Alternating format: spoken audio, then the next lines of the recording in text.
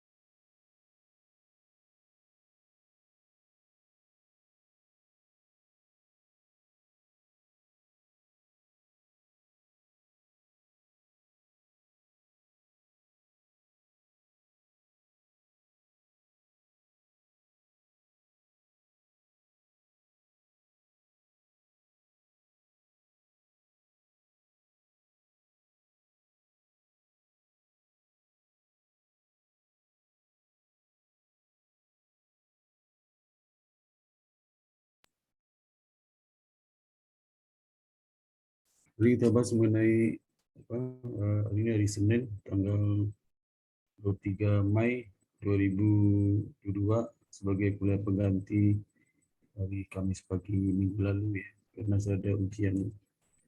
Ya, hari ini kita bahas mengenai materi pertemuan ke-12 hari ini. Itu liability and liquidity management.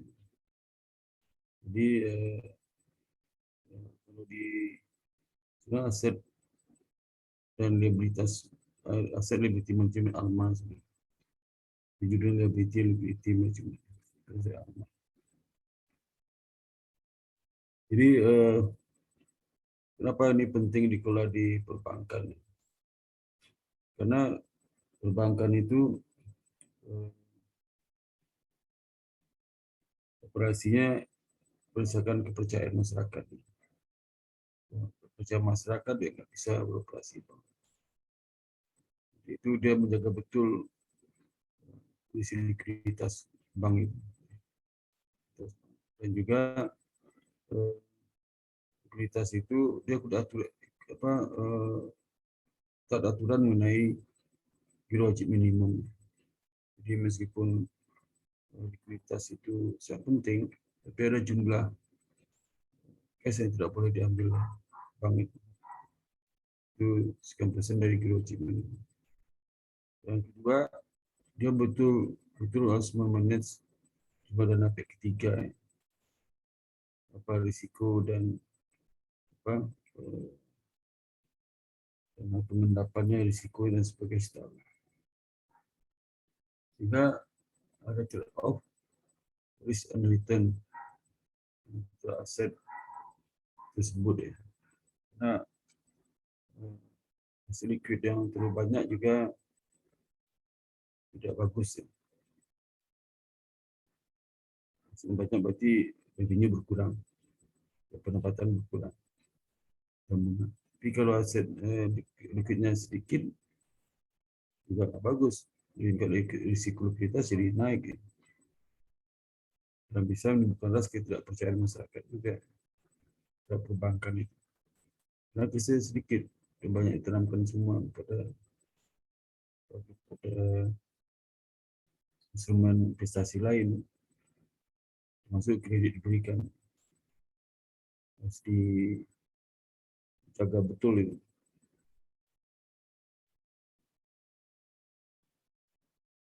Jadi sehingga perbankan itu dengan dana likuid yang cukup ya, dia bisa ngatur dan mengetahui utang-utang jatuh tempo di masa depan. Jadi pada saat utang jatuh tempo, dia sudah tersedia dana untuk membayar itu. Dan juga perbankan itu punya motivasi penyebaran aset likuid, terutama implementasi kebijakan moneter yang wajib minimum dan juga mungkin pajak. Jadi kita lihat nanti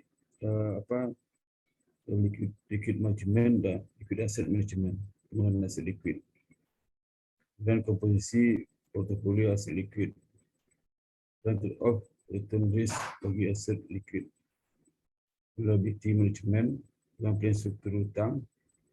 Hutang itu yang terkait dengan pihak ketiga, apakah dia memilih giro, tabungan atau deposito atau pinjaman pada bank lain. Oh, jadi kalau obligasi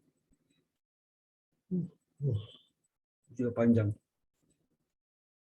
Tapi di sini karena terkait dengan jangka pendek ya, dia adalah struktur dari hutang yang terkait dengan pihak ketiga. Jadi bagaimana struktur liquidity dan hutang untuk lembaga depository seperti perbankan. Teman kita lihat penggunaan aset liquid.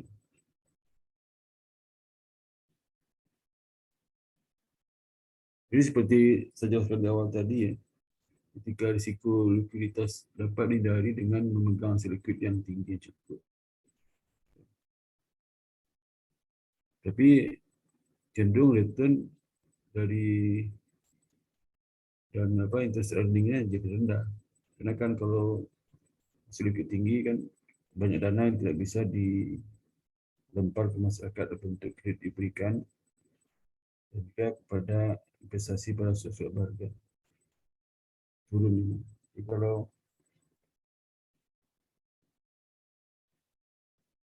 uang aset liquid diturunkan, cuma dana bisa dilempar ke masyarakat untuk dapatkan bunga jadi naik. Ada ulasan penetapan persyaratan cadangan minimum hasil liquid oleh regulator seperti giro wajib minimum. Pertama adalah cadangan tersebut dapat memenuhi penarikan dana dari nasabah bank, dapat diperkirakan maupun yang tidak dapat diperkirakan sebelumnya. Yang kedua adalah maka implementasi kebijakan moneter dan pajak. Yang pertama cadangan untuk jaga apabila terjadi seperti Bank Mandiri itu kan aset 1.500 triliun. 1.500 lebih ya. Triliun. Jumlah itu artikel liquidnya kira berapa? Kira 80 sampai 100 triliun.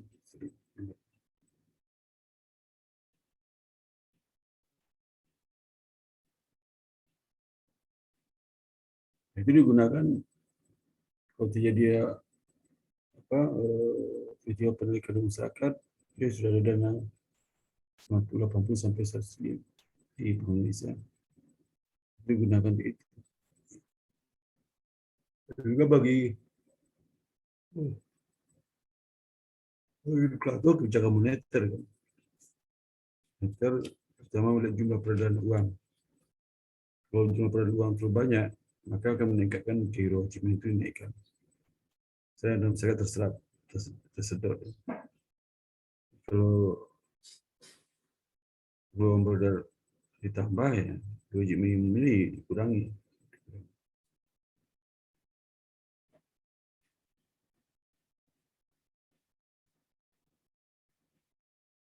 Ini alasan implementasi kebijakan moneter. Dengan menetapkan minimum rasio of liquid reserve asset to deposit atau di Indonesia dikenal dengan logik minimum PM, maka akan membatasi kemampuan perbankan itu untuk ekspansi kredit lebih pasti dan meningkatkan kemampuan bank sentral untuk mengontrol suku hutang.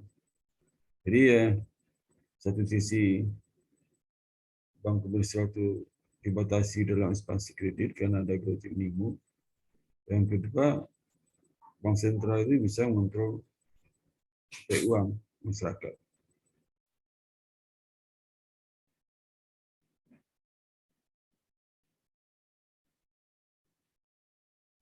Jadi kalau penurunan rasio giro wajib minimum itu,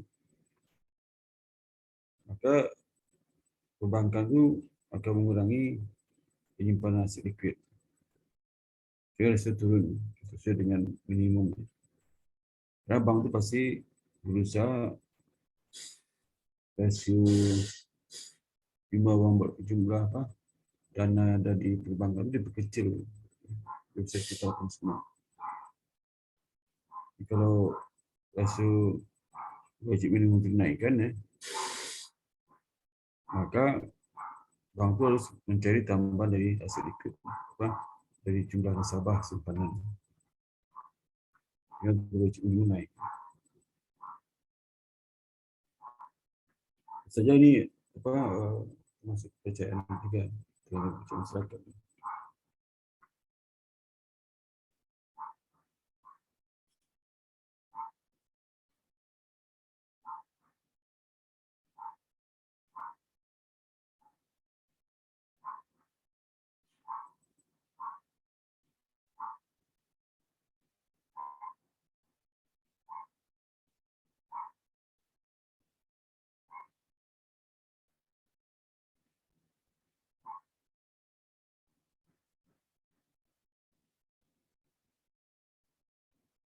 Yang kedua alasan pajak.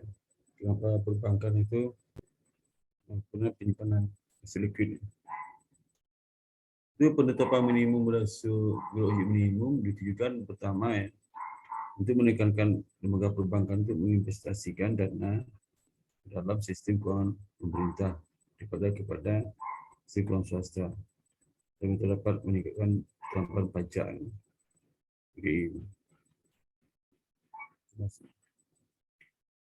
Kemudian profitabilitas di beberapa bank sentral merupakan efisiensi berdasarkan Sales Reserve Requirement Tax, mana RTP merupakan approach dari menyimpan cadangan yang tidak ada hanya di bank sentral. Kosnya meningkat lebih sebentar.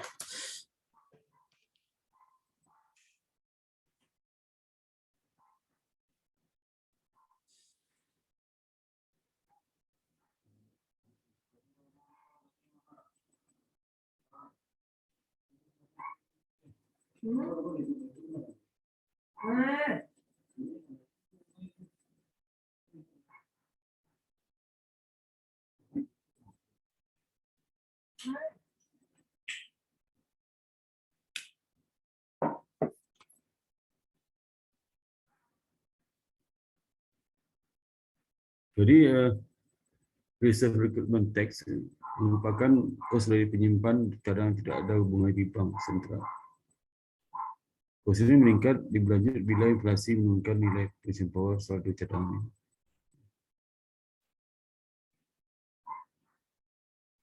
Nah, komposisi portofolio aktif liquid apa ya? Ya, sebentar.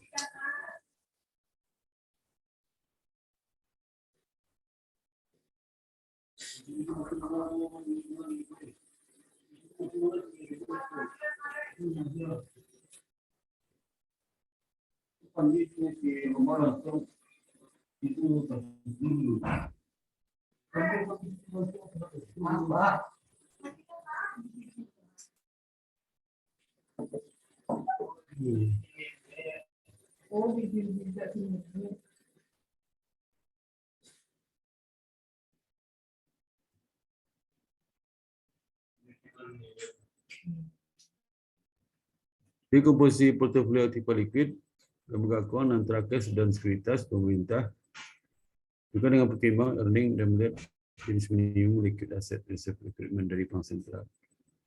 Jadi beberapa negara memberikan persatuan komposisi dari aktiva liquid yang masuk dalam cadangan reserve minimum. Inggris reserve minimum cadangan aktiva liquid 20% dari satu dalam bentuk kas tambah sekuritas pemerintah setiap $5. Maksudnya itu disebut liquid asset ratio. Jadi kalau kita kan 8% dari yang bagi 3, nggak ada masyarakat harus berbentuk sekuritas, nggak ada satu komposisi. Nah, sehingga karena seperti sekuritas itu dijelaskan tadi, kalau terlalu besar sedikitnya pendapatan bunganya turun, kalau kecil juga berisiko, maka ada trade off return and risk. Jadi kalau kecil berisiko, kalau tinggi returnnya rendah. Jadi dalam rangka mengoptimalkan aktif liquid, lembaga itu harus menjual aktif liquid untuk menghindari return yang rendah. Artinya dilempar masyarakat sehingga jangan terlalu kebanyakan. Uang risk of liquidity withdrawal dapat akan lembaga keuangan dengan hanya menyimpan semua kecil aktif liquid untuk alasan berjaga saja. Kalau dalam kondisi ekonomi stabil, hasil liquid itu kecil nggak apa-apa, karena biasanya dari hari itu jumlah kas yang ditarik itu lebih kecil pada jumlah kas yang ditabung di masyarakat. Jadi masyarakat itu dalam kondisi ekonomi baik, pasti pendapatannya lebih besar dari kebutuhan, sehingga ada tabungan meningkat. Pastikan. Jadi kalau kondisi ekonomi buruk, di mana pendapatan jauh lebih kecil dari kebutuhan, semua banyak narik tabungan yang masyarakat. Kasus ekstrimnya kan negara Yunani. Yunani begitu oleh ekonominya, orang narik dana masyarakat untuk kebutuhan makan dan agama menggila itu. Jadi kondisi baik, jarang narik tabungan kebutuhan aja. Jadi kalau segera pengen melihat apa hubungan jumlah tabungan dengan pertumbuhan tabungan dengan pertumbuhan ekonomi GDP, itu pasti hubungannya positif. Juga dengan inflasi juga GDP. Ada pengaruh suku bunga kredit juga dari GDP, pengaruh suku bunga kredit juga. GDP itu pengaruh jumlah tabungan. Tabungan pengaruh GDP. Jadi tabungan GDP pengaruh tabungan. GDP naik, tabungan naik. GDP turun, tabungan turun. Lagi GDP juga stabil. Parah lagi. Mungkin oleh bank. Jadi pada kondisi ekonomi buruk itu, masyarakat merasa lebih impan uang daripada di bank. Karena kondisi apabila bank kolap, dia tidak dapat apa-apa. Kalau berusaha naik duitnya di tempat itu bank.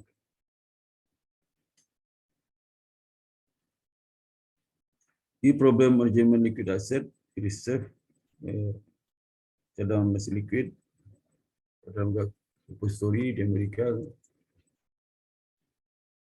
Bagaimana kita menguji resultant of dalam menggunakan posisi aktif liquid. Konstran yang ada dalam posisi ini. Itu contoh sebagai berikut. Ini bagaimana menghitung cadangan itu. Minimum. Jadi ketentuannya kan yaitu selama 14 hari. Rata-rata jumlah tabungan itu, jumlah rata-rata biasa di tangan ya, itu sekian persen dijumlah dalam PT3. Begitu 8% dalam PT3 itu berapa sekarang wajib minimum.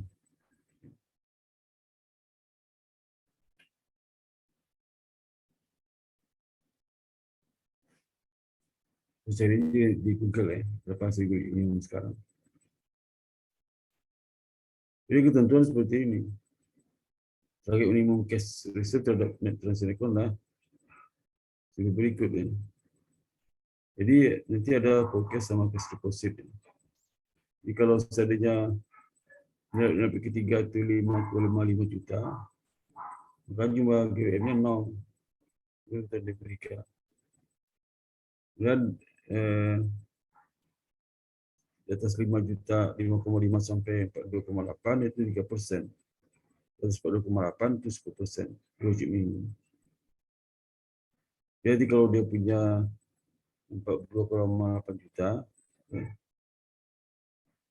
maka 5,5 juta dari 42,8 juta itu nggak kena ketentuan wajib minimum. Yang kedua, 42,8 kurang 5,5 juta, sisa berapa itu? Itu dikenakan 3%.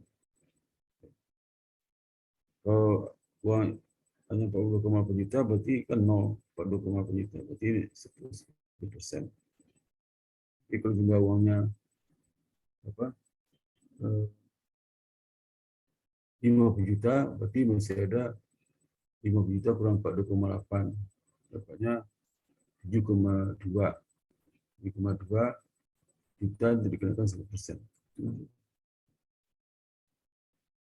Dan transaksi account itu adalah transaksi account demand deposit, no account, dan draft account ditetapkan oleh lembaga kredit.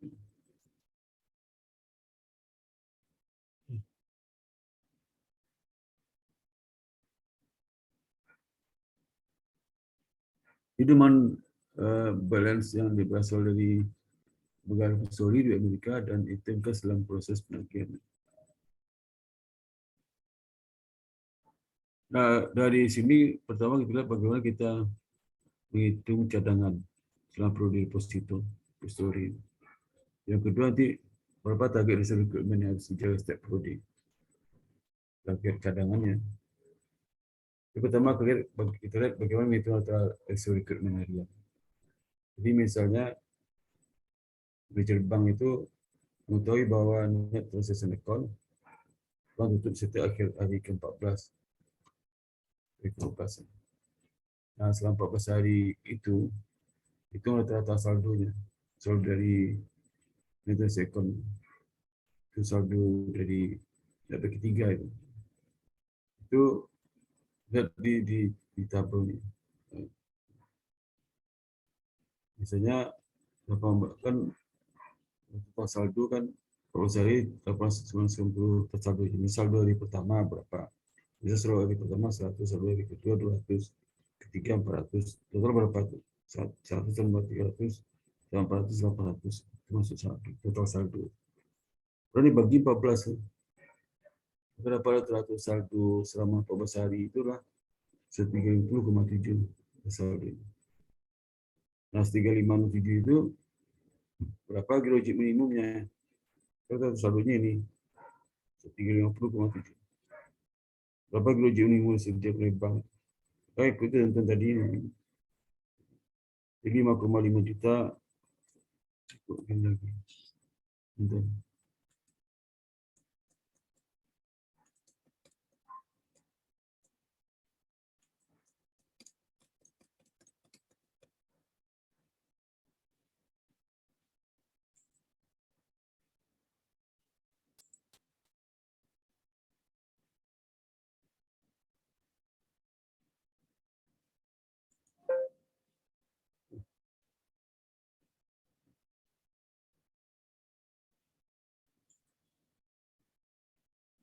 Jadi dari 1.350,7 itu 5,5 juta dari jumlah 157 itulah itu geologi ilmunya 0. Kemudian di bawah 42,8 sampai 5,5, di atas 5,5 sampai 4,8, berapa itu sekitar kurang aja di tiga tiga empat berapa gitu.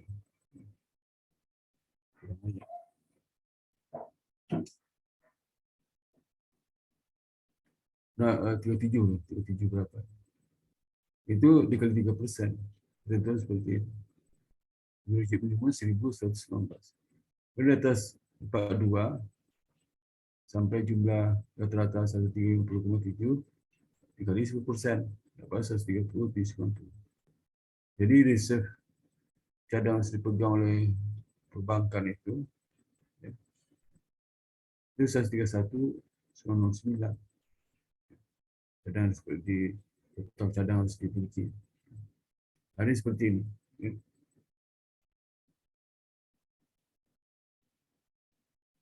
Jadi sudah di tabel itu, di tabel untuk menghitung berapa cadangan yang selesai di Bank Indonesia itu dibandingkan real cadangan. Nanti dia sesuai dengan yang seharusnya di Bank Indonesia itu. Sesuai.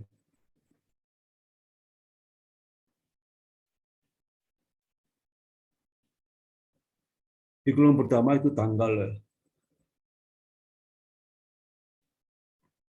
Kolom kedua itu neutral section. Neutral section itulah sampai ketiga. Dan sampai ketiga saldo sampai ketiga. Misalnya di pertama 30 Juli berapa, ini 1,70. Hari kedua 1,50. Dan masing-masing saldo dan sampai ketiga yang harian itu tiap hari dihitung berapa minimum cash reserve-nya yang seharusnya. Jadi misalnya dari 1,470 itu 5,5 kan 0%. Jadi bilang 42,855 itu 1.119 kali 3%. Jumlah itu jadi 3%. Kemudian di atas 42,8 itu 1,470,0 dikurang 42,8 itu dikali 10%. Ya. Semua total cadangan harus dimiliki oleh perbankan itu hari 30 Juli hari pertama itu 1,43,839 hari pertama. Kedua 1,1,6,849. Nah, bagaimana mengolahnya supaya tidak terjadi dari ke-14 sudah teratakan logik minimum dimiliki perbankan itu di bawah ketentuan target ketentuan. Saya gimana? Saya perbankan itu monitor terus hari pertama, dua, ketiga, sampai hari ketiga 14, 15. Nah, itu hati-hati.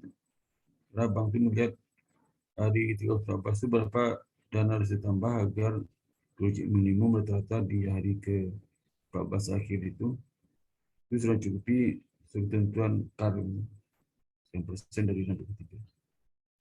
Bank itu lepas. Tapi kalau enggak bahaya juga.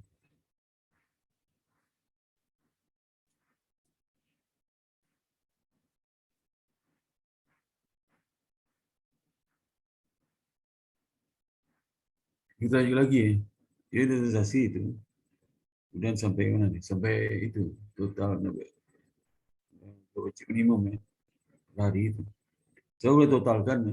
Totalkan jumlah saldo ketiga selama 14 hari itu. Kedua itu 130,1. Kolom ke 6 itu rata-rata wajib minimum selama 14 hari itu lah 131,910.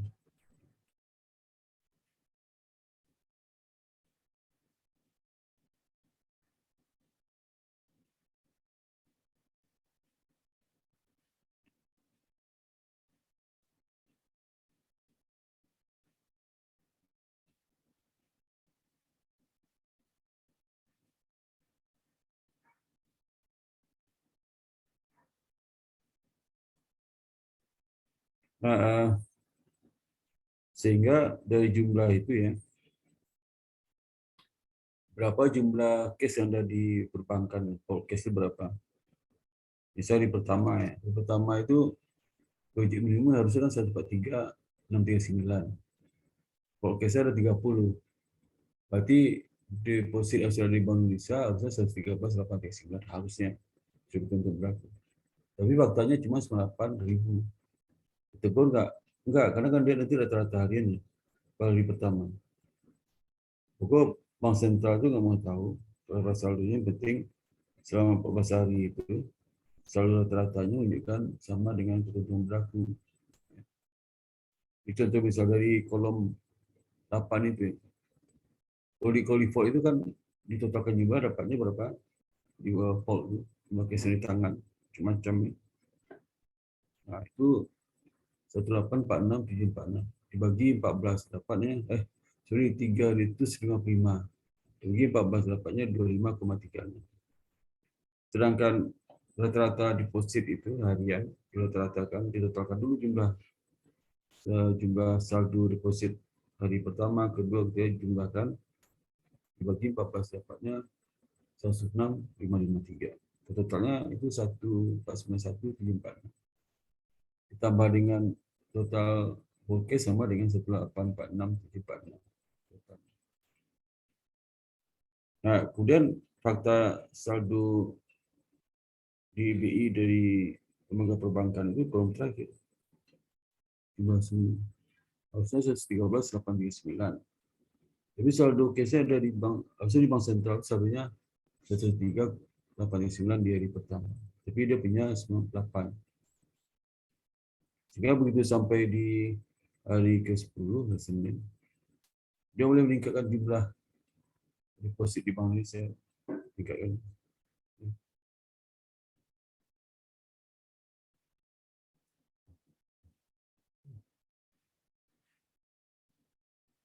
Oh.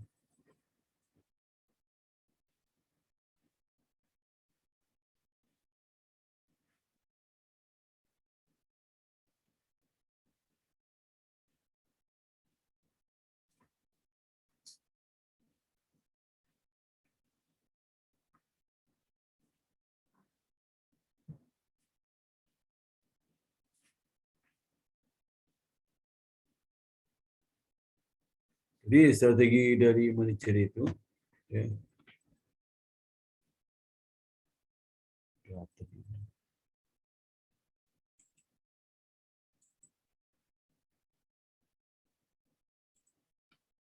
bagaimana menghitung rata-rata reserve recruitment harian itu ya. Jadi udah tahu juga ini penjelasan. Jadi manajer itu dapat melakukan strategi supaya deposit pada hari Jumat rendah dengan secara rata-rata menggunakan reserve recruitment. Dapat dua strategi. Jadi pertama dia menurunkan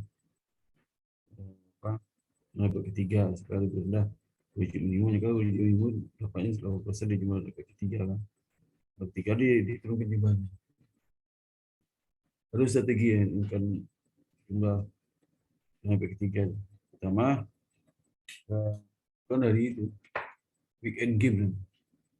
Kau melakukan transfer dana ke luar negeri pada hari Jumat. Hari lepas. Jadi evaluasi dihitung juga 1 minggu ya, termasuk itu 1 minggu.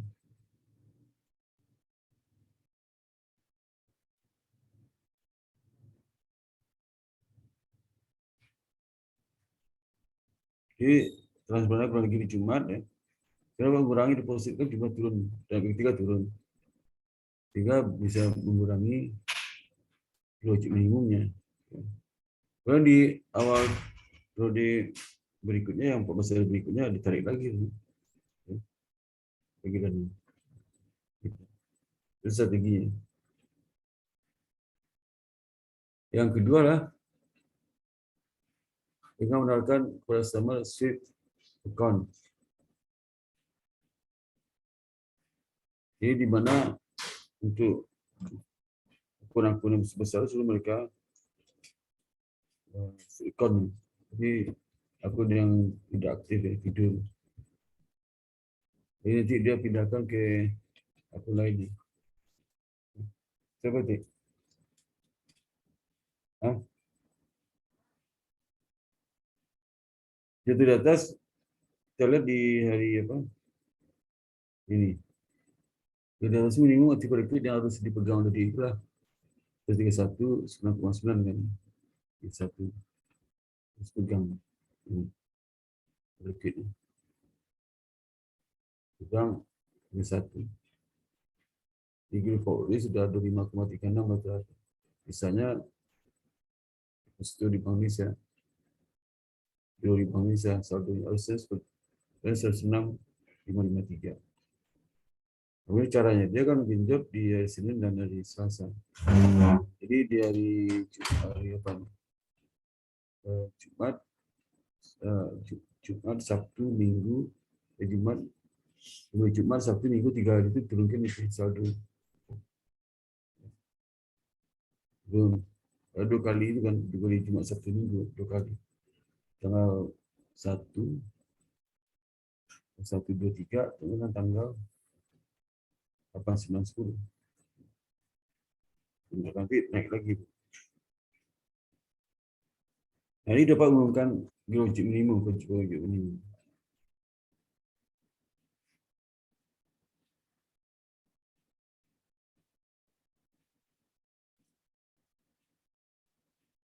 So, bagaimana prode maintenance? Prode maintenance itu di mana prode di selama 14 hari itu bank harus menjaga betul ya. Jumlah itu, jumlah apa? Jumlah wajib minimumnya di bank sentral. Nanti nggak kena penalti.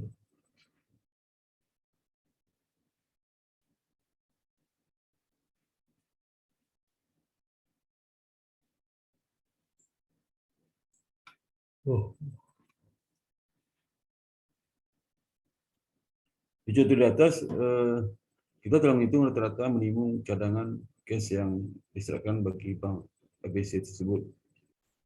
Karena rata-rata berapa? 131, 900. Ya, ini dengan total 2 wajib minimum harus dimiliki. Totalnya tambahkan cuma saldo harian itu dapat 1846,746. Itu dibagi 14, dapat 131. Jadi bacaan harus dimiliki di bank itu.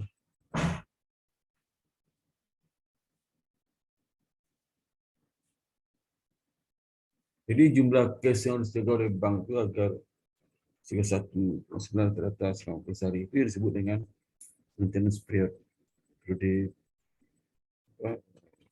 maintenance ya. Jadi seorang manajer cash reserve harus tahu itu gimana. Jadi kapan dana dilempar, kapan dana dibeli, dimasukkan lagi. Ya, kalau dananya besar, ya transfer ke negeri, transfer ke bank lain.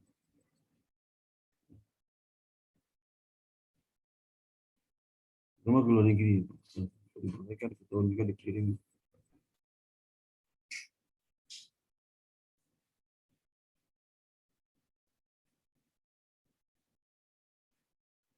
Jadi dari cara harus disimpan di bank sentral, dan manajer cash reserve itu tahu bagaimana melihara reserve maintenance period itu selama 14 hari.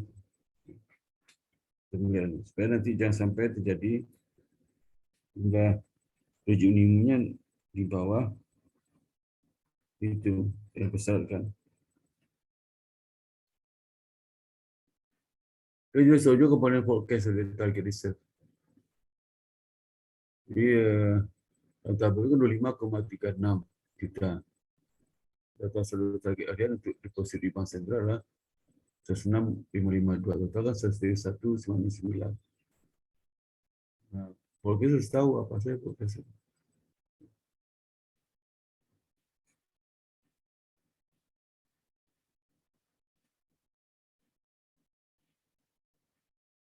Jadi ini apa menjaga betul bagaimana deposit BI ini di luar di luar forecast ini, itu rata-rata sama dengan 106,55 sama deposit PPI yang seharusnya itu. Ini harus juga sama.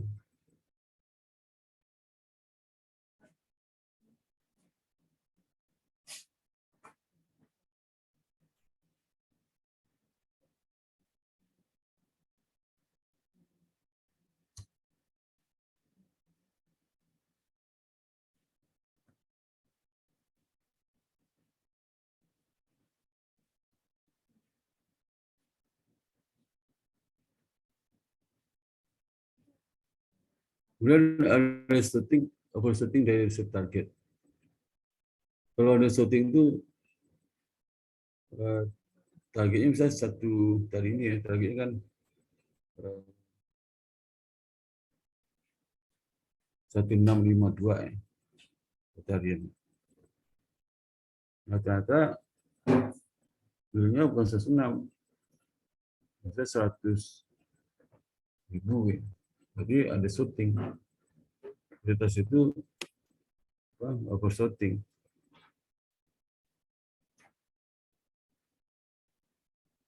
Overshooting isu target. Nah biasanya Bank Sentral mengizinkan toleransi 4% di bawah 4% di atas. Jadi kalau di 103,9 juta, maka bisa ada toleransi 5,276. Persen dari 1,576 juta, itu bisa kurang error.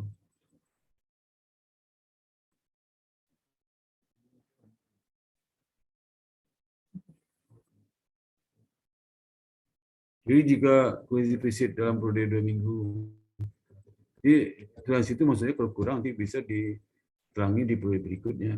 Kalau lebih dia bisa untuk membayar periode berikutnya. Kalau kurang dan lebih. Ya.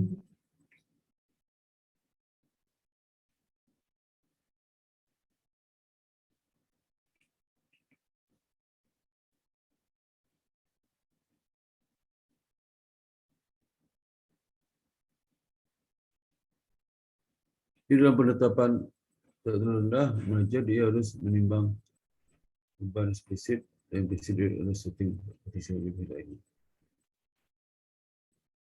Jadi bagaimana kalau dia under shooting ya, buat target itu kebutuhan likuiditasnya, maka terpaksa dia harus melikuidasi aset, misalnya investasi pada obligasi, dijual dapat dana cash kan. Atau nggak dipinjam pasar uang, pasar apa? Uang ya, pasar uang terbang, PUOB,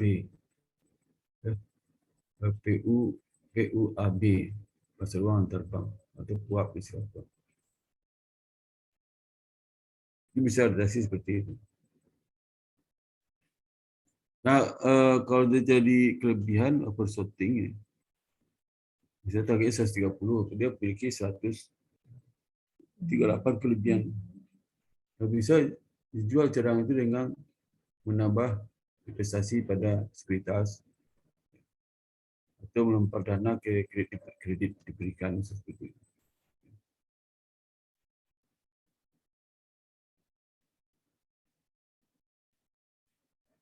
Jadi dia harus bandingkan opportunity cash dengan cost T-bill itu obligasi pemerintah. Jadi kalau obligasi pemerintah opportunity 5%, cost cash 12%.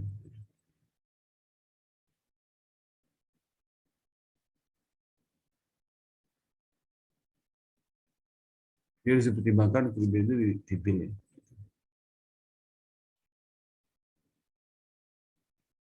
Apakah dia nanti cadang itu nggak dilempar, bisa pakai T-bill.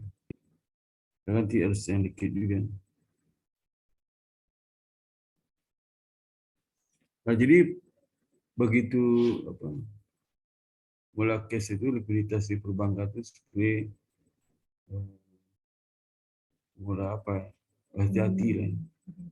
Kalau anak gadis hati-hati dengan sedikit gadis yang keluar. Dan seterusnya. Jadi seperti megang dua mata pisau, knife edge management problem. Ya. Dua mata pisau,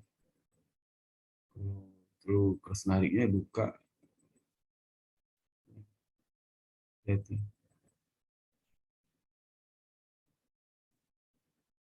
Jadi kalau dia overshooting ya krisis. Overshooting, tapi overshooting nggak ada penempatan bunga turun, bisa trade off.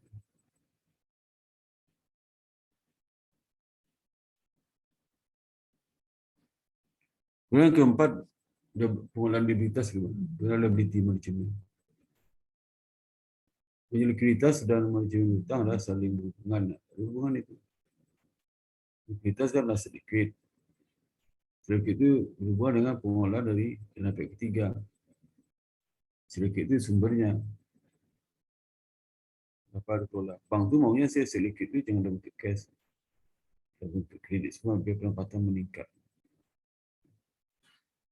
Tapi kan regulator kan tidak demikian sepandang. Itu mengamankan dana pihak ketiga yang besar di perbankan.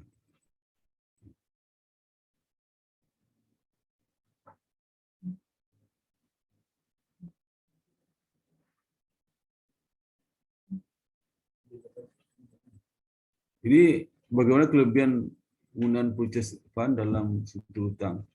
Jadi kalau dia undershooting kan butuh dana.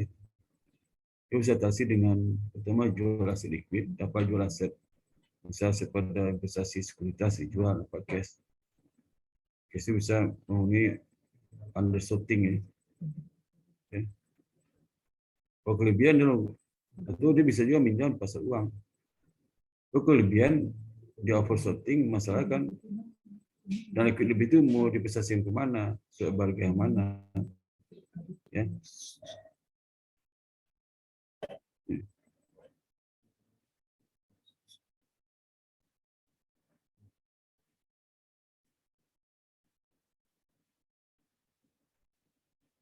Jadi kalau undershooting kan bahaya dia, bisa meningkat terus masyarakat, ketahuan, ya, dana sedia di bawah ketentuan Bank Indonesia itu bahaya.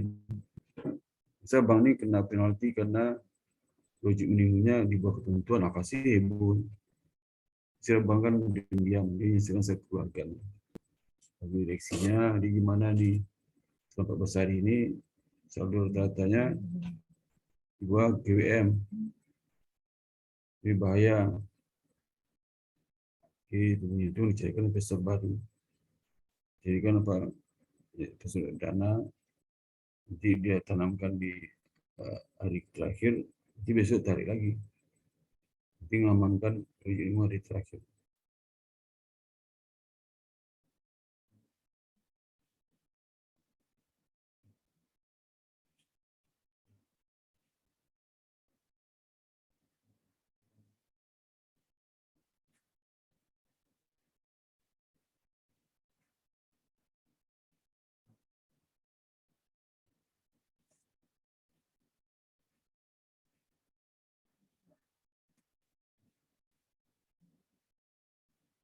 Nah, terkait dengan validitas, kalau dana itu membutuhkan pendapat ketiga ya, jadi kan di pasar uang atau menarik gimana pendapat ketiga ditingkatkan.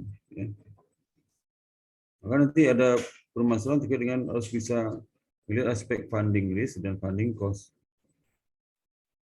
Jadi kalau funding cost itu terkait dengan cost of fund, hubungan ketiga. Kalau funding risk terkait dengan withdrawal, tingkat withdrawal dari masing instrumen itu. Apa sudah ditarik tanpa tiba-tiba dan sebagainya. Atau dia end up jadi tinggi, tinggal aman, funding risknya rendah. Tapi dia end up-nya hanya beberapa hari, 1-2 hari, seperti tabungan itu, funding risknya tinggi. Jadi funding risk tinggi, maka funding cost juga rendah. Jadi risiko dari surat ketiga itu jelas, jelas kapan ditarik, maka suku bunga rendah, funding cost rendah. Balik aja nanti ya, masing-masing komponen dari ketiga ini. Jadi trade-off itu boleh dari gambar ini. Nah ini trade-off ini. Ya. Kalau di ada low funding risk, high funding risk, ada funding risk. Funding risk itu tingkat apa? Tingkat withdrawalnya. Yang horizontal itu tingkat apa? Withdrawal level. Jadi kalau seandainya tabungan itu withdrawalnya high funding risk tabungan, demand deposit. Itu kalau CD itu low funding risk karena kan dipastikan kalau 3 bulan selama 3 bulan nggak ditarik kan.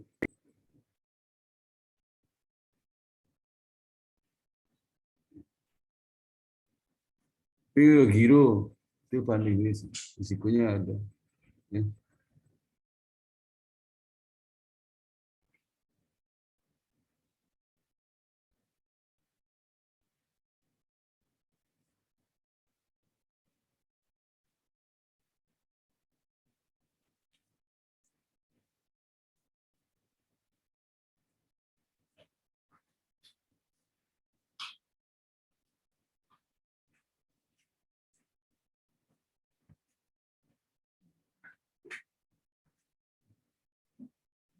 Di dalam pemilihan struktur utang itu betul lihat apa pertama funding risk ya, atau withdrawal risk. Yang kedua funding cost ya. Itu mesti demand deposit. Ya. Demand deposit itu oleh lembaga perbankan mungkin tingkat withdrawal risiko tinggi. Hari Minggu naik dan tidak dapat diperkirakan jadi selama progres ekonomi ya itu nggak stabil. Kalau kondisi ekonomi stabil, berarti dia bisa lihat polanya. Mungkin Sabtu narik karena pergi weekend ya. Itu nggak sama sekali.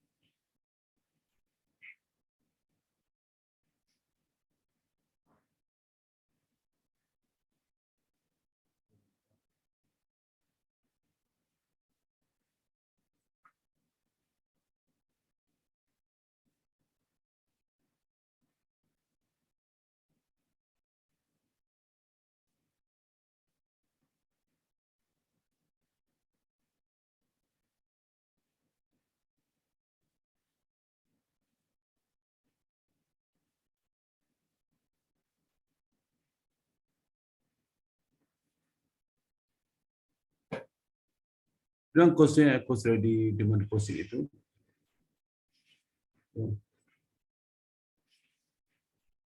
Jadi pengguna deposit mendapatkan subsidi atau pengguna deposit karena sebagian dapat oleh lembaga perbankan dari deposit ini tidak dapat menutupi deposit.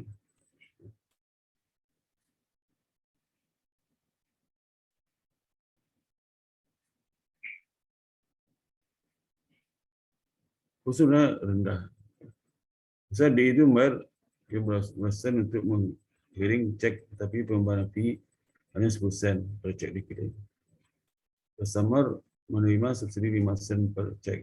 Investasi yang dihasilkan dapat itu masing-masing jasa. Jadi rata juga bunga prinsip dari deposit di level itu berikut. Rata-rata bunga prinsip dari deposit Ini rata-rata margin cost per account per tahun. Ya, begitu rata-rata access account per tahun. Ya. Rata cost. Ya.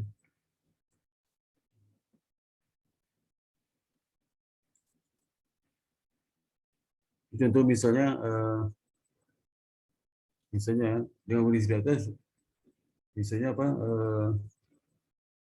Berapa average deficit interest rate? Kalau rata-rata margin cost per tahun ini lah 150. Kalau rata-rata fee yang diperoleh per akun per tahun itu 100 dibagi jumlah rata-rata akun per tahun 900. Ini dapatnya 4,9%.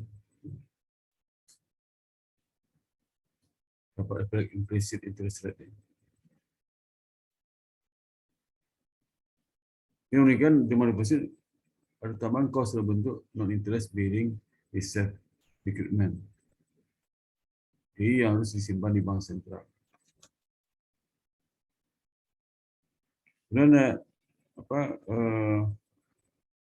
checking account ya, Indonesia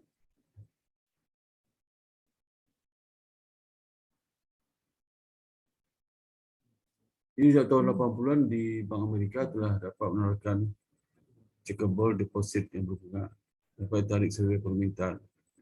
Deposit ini disebut noticeable order of withdrawal account atau no account.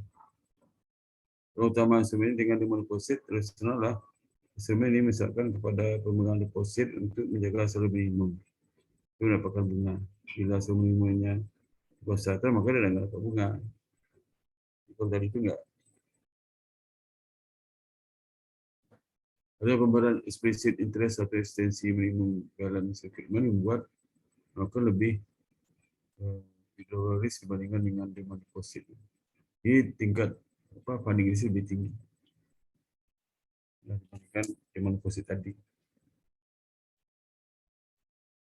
Jadi dia simply liquid yang agresif nasabah deposit.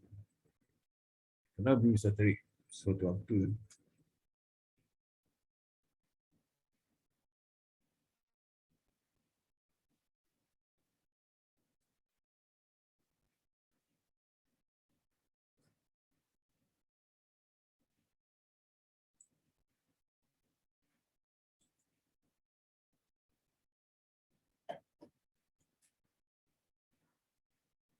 Bagaimana dengan funding cost? Pasti lebih tinggi pada demand deposit. Karena tadi kan hidrolisir lebih tinggi.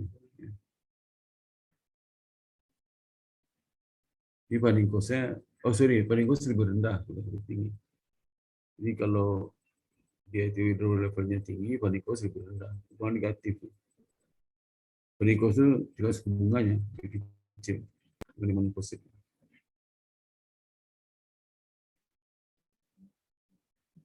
Jadi gross return-nya adalah explicit interest sama tambah implicit interest. Tentunya kalau deposit menyimpan ternyata per bulan 250 untuk 3 bulan pertama di 1 tahun. 500 per bulan untuk periode 3 bulan yang akan datang. Dan 1.000 bulan untuk 6 bulan terakhir di account. Kalau membayar 5% per tahun pada deposit jika minimum balance-nya 500 terlebih. Ada pembayaran bunga jika saldo akunnya berada di bawah 500. Deposit tertulis cek rata-rata 50 cek per bulan. Kemudian service fee 10% untuk masing-masing cek, meskipun kos banknya persen untuk proses check-in. Itu cost interest pemegang akun terdiri dari bunga implicit tambah bunga explicit. Jadi cost interest itu adalah bunga implicitnya, explicit itu 55%, implicit 5%. Dapatnya berapa? 61,25. Funding cost mana? Funding cost-nya tadi 250 ya.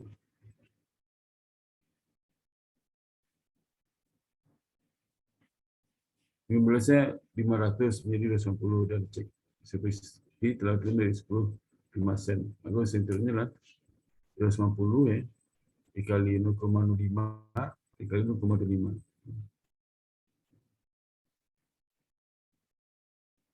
5 sen. Jadi apa? 500 kali 0,5 kali 25.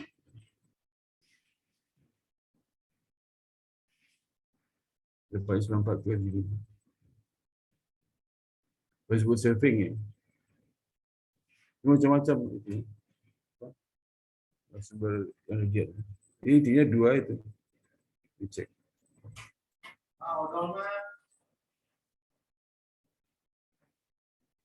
Ini buku tabungan sih.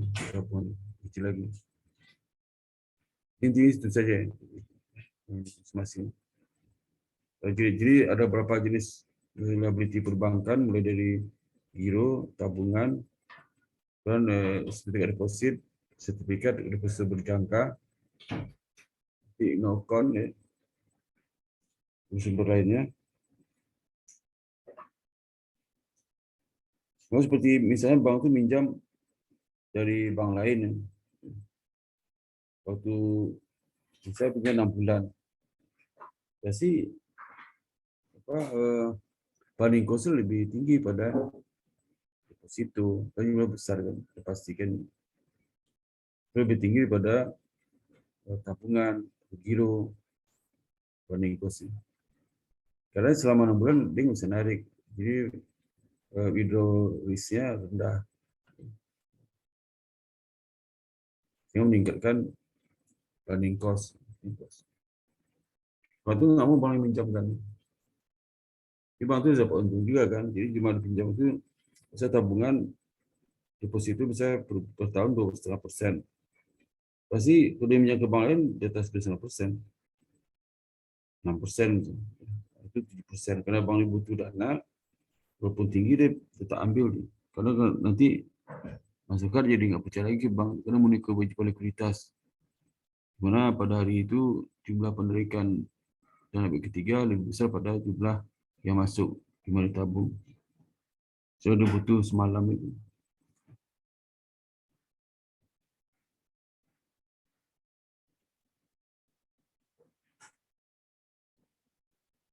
Jadi juga itu sebagai deposit itu lebih itu lagi. Dia sesuai dengan temponya kan. Maka sebagai deposit itu lebih tinggi bunganya dibandingkan dengan tabungan. Karena dipatok lebih tingkat pengendapan itu lebih lama dan dipastikan dari kontrak. Tabungan kan enggak. Itu purchase agreement.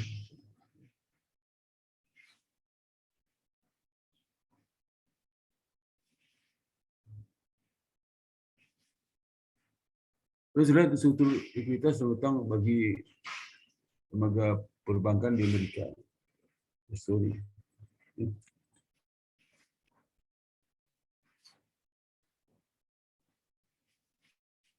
Jadi ini ada 2004 ya. Betul ada lama. Tapi saya rasa kondisi nggak jauh beda sekarang. Struktur secara umum ya. Jadi kalau tahun 60-an itu struktur aktiva itu banyak di loans sama government agency security sama loan. Dan case-nya banyak sekali 20%. Jadi 20%, government 20%. Sekuritas lain cuma kecil nih, 8%. Loannya 46%. Loan itu lebih kecil pada sekarang karena banyak dana di cash sama di government agency security. Sama obligasi pemerintah dan sebagainya. Artinya sumber pendapatan terbesar dari loan itu berkurang. Lalu namanya tidak di cash. Dan juga di obligasi pemerintah yang suku bunga lebih rendah pada kalau dia kasih pinjaman ke privat swasta. Itu 60-an. 2004 rata-rata semua bank itu cenderung komposisi aset banyak di loan diberikan. Karena sebagian besar pendapatan bank sekarang itu kan dari kredit diberikan, bukan dari mana-mana. Dan juga Slovakia 4,2% dibanding di Amerika. 20% di mana?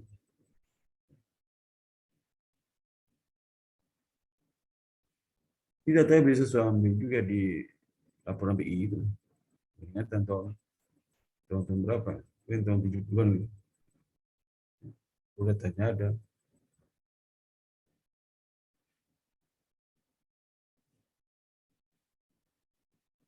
Kalau dipisah, ada bank besar, bank kecil ya. Maka bank besar itu cenderung jumlah kredit diberikan itu lebih tinggi pada bank kecil lah diberikan. Dan investasi sekuritas pada lembaga pemerintah lebih kecil pada bank bank kecil, bank besar. Karena bank kecil nggak mau berisiko. Bank besar karena dana kuat, itu yang berisiko. Sehingga eh, apa? Kalau dari sisi sekuritas sama aja. Pun jelas banyak ke kredit sehingga mengurangi cash di bank sentral ya, juga mengurangi investasi pada sekuritas pemerintah. Itu beda bank besar bank kecil. Bagaimana struktur utang? Struktur utangnya kalau kita lihat di tahun 60-an dulu, sumber terbesar ada di transaction account. Transaction account. Kalau risiko itu kita tahu itu bunga sangat kecil sekali itu. Banyak fee-based segala macam. Yang ngendapnya nggak gitu lama gitu. Banyak di situ. Sedangkan dalam bentuk sampai ketiga real CD retail deposit ya, itu kecil 9% ini.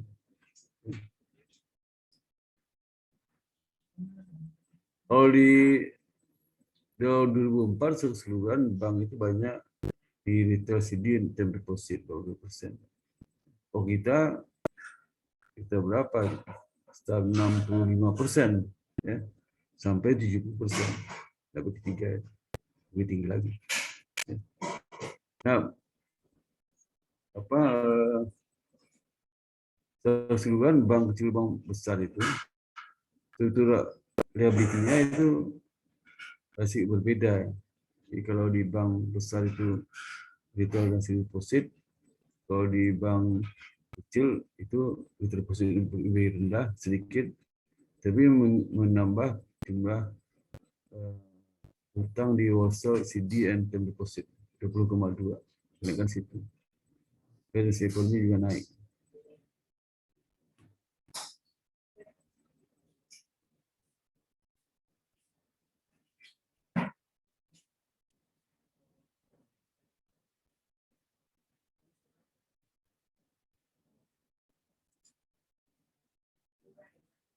Ini maka dikatakan struktur utang bank 2004 dibandingkan 1960-an itu pergeseran sumber dana kan.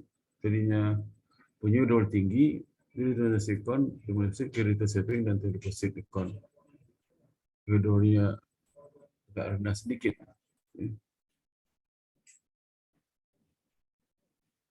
Bank kecil lebih cenderung punya utang dengan risiko tinggi dibandingkan dengan bank besar. Kenapa? Karena bank besar itu aksesnya juga banyak. Yang kedua, tingkat transaksi lebih tinggi pada bank kecil sebenarnya.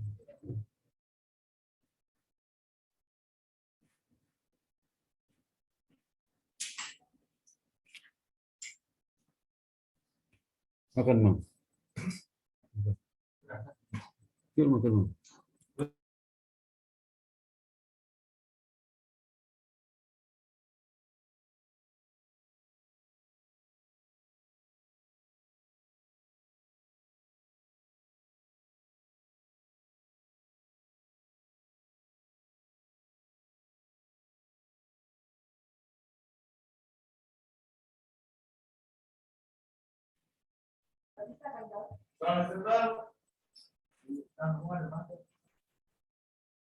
Ya, itu yang Pak sampaikan ya.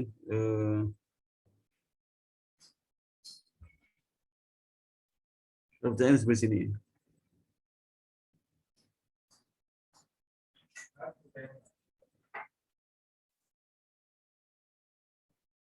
Kira pertanyaan seperti sini.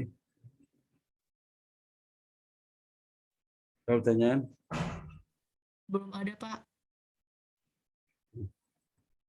Kalau ada berarti ngerti dong.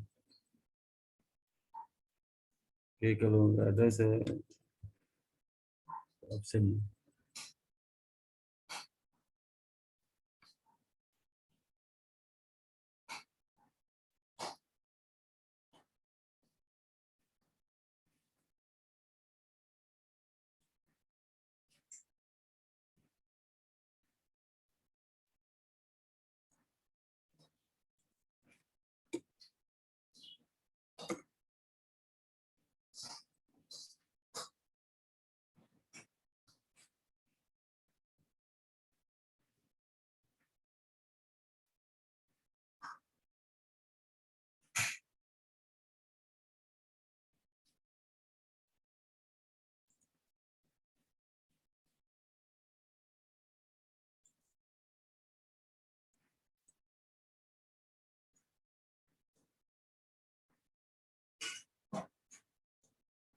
Ini Kamis.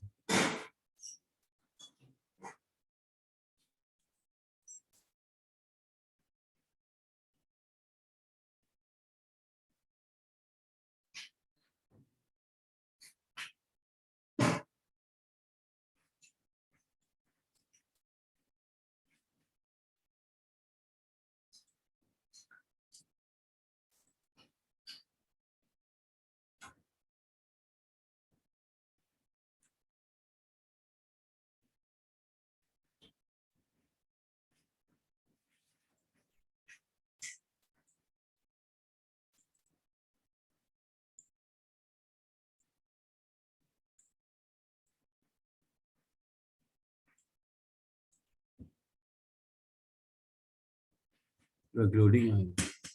India dan India. India. Hadir, Pak. Mana India? India. Dan Wahyu, Hadir, Pak. Azhar, Azra. Azhar nggak Hadir, ada. Pak. Hadir, Hah? Pak. Hadir, Pak. Sadam. Sadam hadir.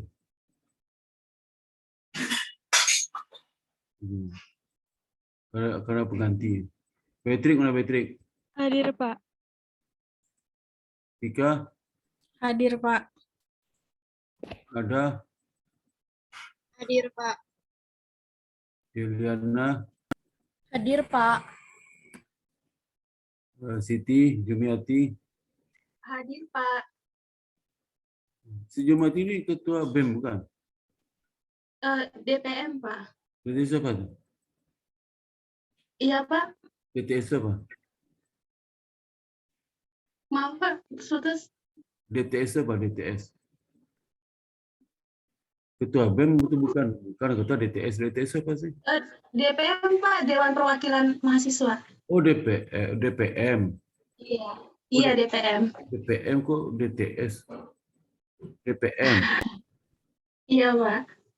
DTS istilah apa lagi itu? Linda sama Linda. Hadir, Pak. Iya.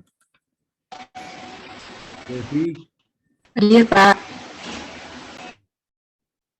Ramanisa, Hadir, Pak. Siti Atika, Hadir, Pak.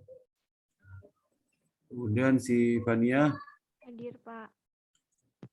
kemudian si Pamalia, Hadir, Pak. Wulandari, Hadir, Pak. Silka, Hadir, Pak. Retno, Hadir, Pak. Farhan, bareng ada. Nabila, Hadir, Pak. Nisa, Hadir, Pak. Adinda, Hadir, Pak. Adinda mana? Oh itu. Hadir, Pak. Maila Sofa, Hadir, Pak. Sofa. Endang, Hadir, Pak.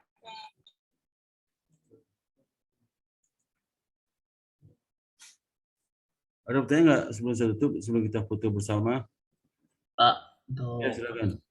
Rabu, Pak. Oh iya, Rabu, sorry. Patut diingatin ya. Kita bisa lihat dulu.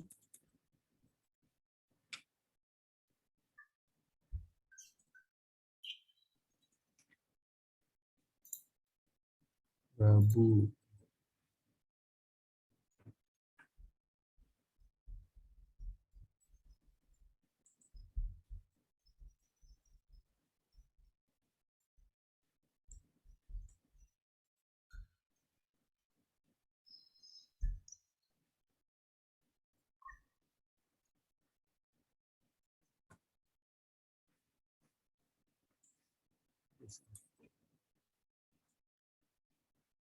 Yang ini.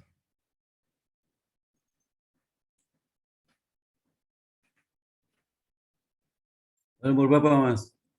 Nomor urutannya.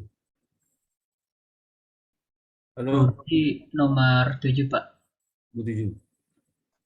Nomor 7, Pak. Hadir. Terus lagi? Saya nomor 14, Pak.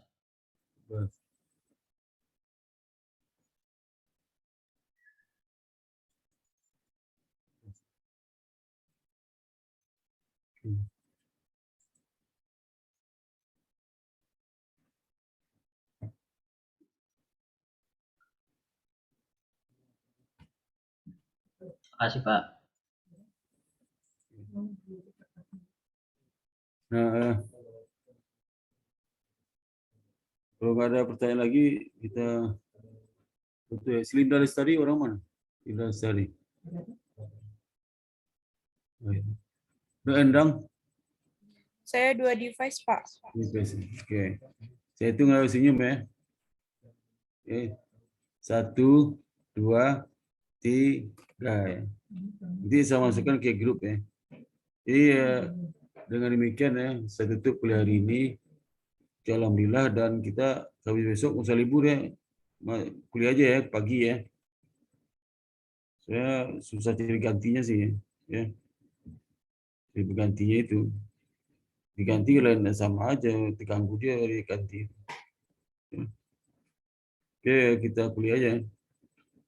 Jadi demikian sampaikan, semoga sudah sehat semua dan bisa lulus semua, dan UTS-nya belum saya sempat, nanti saya selesaikan UTS, tenang aja sudah ya. Karena saya banyak banget kerjaan sini. Ya. Oke, demikian sampaikan. Assalamualaikum warahmatullahi wabarakatuh. Waalaikumsalam warahmatullahi wabarakatuh. Waalaikumsalam. Terima kasih, Pak. Terima kasih, Pak. Pak. Pak. Terima kasih Pak, izin live ya Pak. Ya, silakan. Berhenti.